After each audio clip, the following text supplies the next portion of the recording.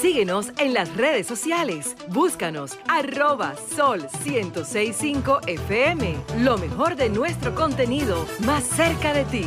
Sol 106.5. Una estación RCC Miria.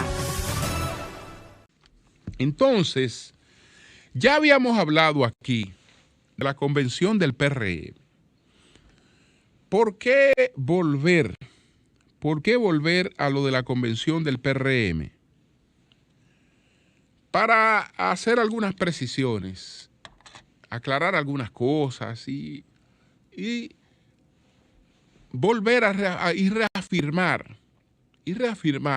que lo que hizo el PRM en esta convención fue proclamar la candidatura presidencial del presidente Abinader.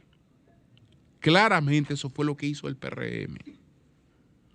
Con tiempo, no dejando ninguna duda. Se han publicado algunas cosas, dando a entender que ahí hubo cosas que no se produjeron. Por ejemplo, que el presidente de la Comisión de Reforma Estatutaria, Edis Olivares, en su discurso no saludó al presidente Abinader. Esa es una media verdad. Es una media verdad. Porque es verdad que el doctor Olivares no saludó al presidente Abinader, pero es una media verdad. Porque la afirmación completa es que no saludó al presidente Abinader porque el presidente Abinader no estaba en el momento en que se produjo el discurso de Edis Olivares. El presidente Abinader no había llegado. Pero ¿por qué no había llegado el presidente Abinader? ¿Y por qué llegó cuando tenía que llegar?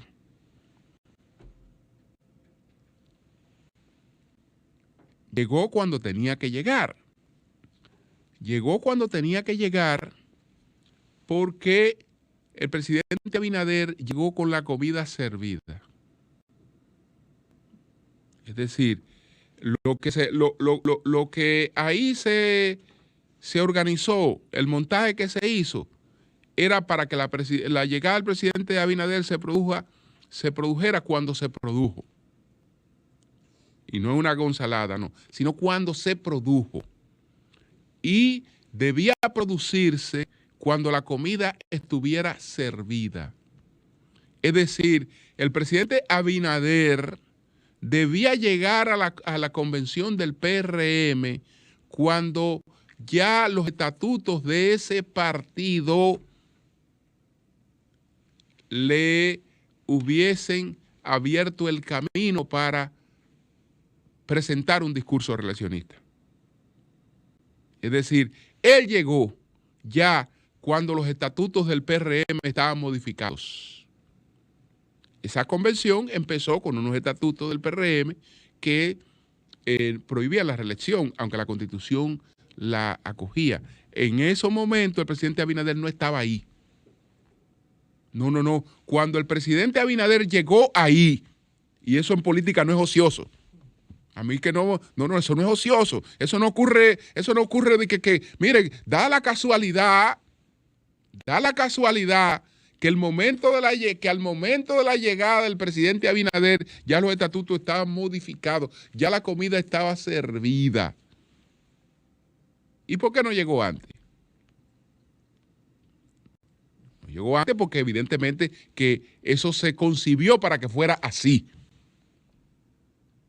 Eso se concibió para que fuera así. Esa es la demostración de que era realmente de lo que se trataba en términos, lo más importante de ese acto, que por eso no creo que los medios se perdieran al destacar cuál era la importancia, cuál era el tema clave de esa actividad. Entonces, por eso fue que Edis Olivares no saludó al presidente Abinader, porque el presidente Abinader no participó de la Asamblea de Modificación Estatutaria. Y cuando llegó ya había hablado Eddie Olivares, por lo tanto no lo podía saludar. Que Carolina Mejía, hay un video por ahí donde se aparenta un desaire o de ella a Luis o de Luis a ella. Eso es tontería. Eso es tontería. Carolina, secretaria general del PRM, sin los estatutos modificados, anunció que estaba trabajando 24/7 para la reelección del presidente Abinader. Imagínense si va a haber ninguna dificultad. Si ya la secretaria general, sin haberse modificado los estatutos, estaba 24/7 identificada con la reelección, como lo destacamos aquí. No hay ninguna dificultad, no hay ningún tema, digamos, entre ellos que cree, digamos, un distanciamiento, etcétera. Entre los políticos siempre puede haber cualquier tema de diferencia o de puntos distintos, pero no hay nada que que deje un espacio de separación entre ellos. Este video, eso es tontería. Eso es tontería. Entonces, ni se produjo ningún inconveniente con lo de Eddie Olivares, ni hay ningún inconveniente con lo de Carolina. Porque todos contribuyeron con las cosas tal y como se habían planeado. Entonces, en ese escenario es que viene el discurso del presidente Abinader, que es una arenga reeleccionista. Bueno, que como destacaba Alfredo Pacheco, el presidente de la Cámara de Diputados, que estuvo al día siguiente con nosotros, hubo muchas otras cosas que se definieron, pero lamentablemente esas otras cosas definidas son retóricas. Bueno, que ideológicamente es un partido de socialista que se define afiliado al socialismo democrático, que se supone que es una etapa superior a la de la socialdemocracia, aunque se parezca. Pero eso es, en los partidos nuestros, eso no es otra cosa, e históricamente ha sido así, que es retórica. Retórica. ¿Y por qué repito varias veces que eso es retórica? Bueno, porque aprendí con George Orwell.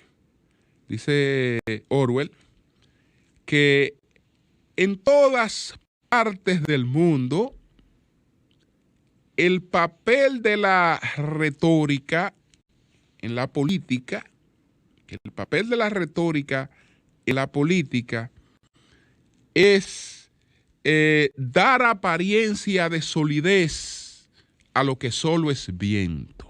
Eso es lo que dice Orwell sobre la retórica.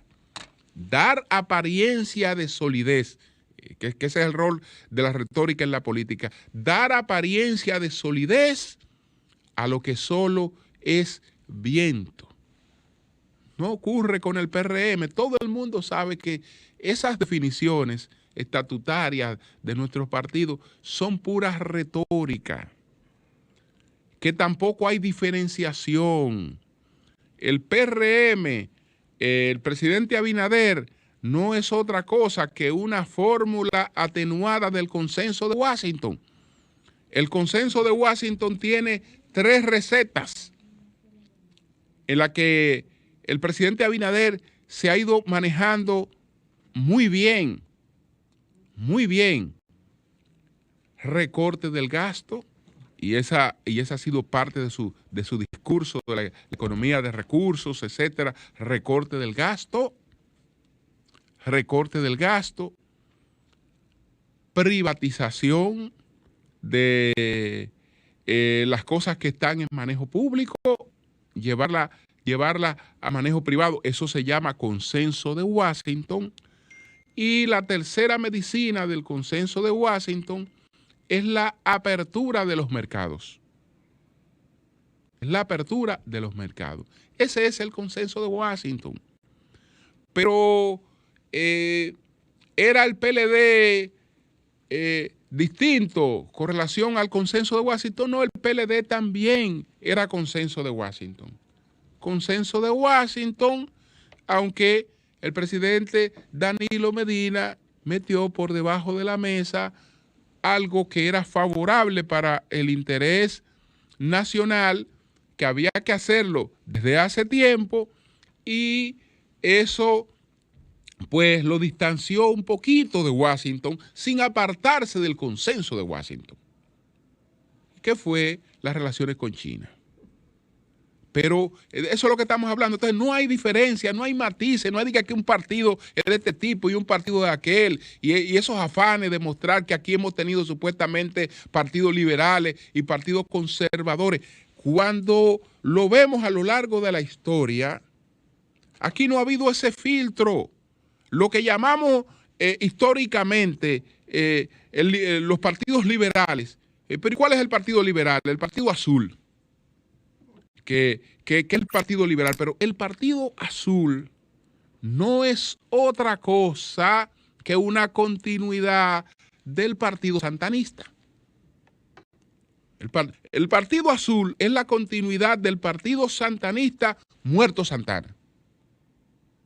Ese es el Partido Azul. Y liberales, bueno, son tan liberales que cuando sus intereses económicos se pusieron en juego, desataron una revolución, la de 1858. Desataron una revolución porque sus intereses económicos y comerciales se pusieron en juego.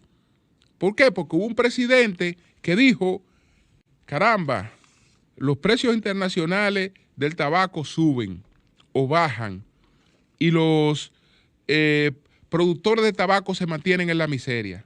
¿Por qué? Porque esos señores tienen que ir donde el señor Francisco Ulises Payá, tienen que ir donde fulano, y ellos pagan con vale. Le pagan con vale. Entonces ese vale nada más sirve para que ellos vayan y compren en el almacén o en la farmacia o en la bodega de esos mismos señores. Pero ellos no pueden ir con esos vales a comprar a ningún otro sitio.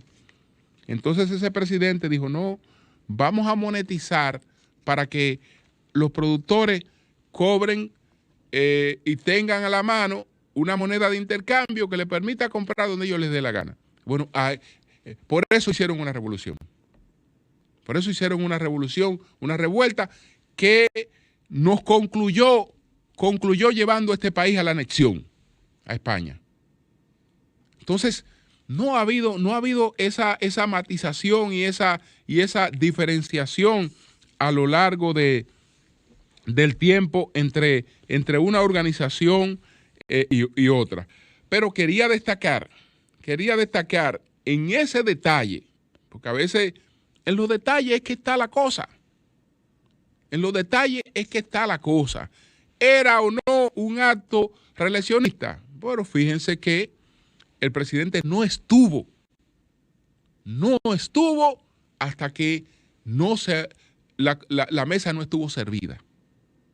Y entonces ahí vino y pronunció el discurso en el que él dice, entre otras cosas, bueno, que el PRM, estamos hablando de la democracia con justicia social, la herencia de José Francisco Peña Gómez, reasumió lo que ha sido su discurso de enfrentamiento a la corrupción, de la justicia independiente y de una serie de cosas, pero que son tareas que no se conjugan en un periodo. No se conjugan en un periodo. Y desde luego ahí queda abierta lo que era la naturaleza de esa actividad.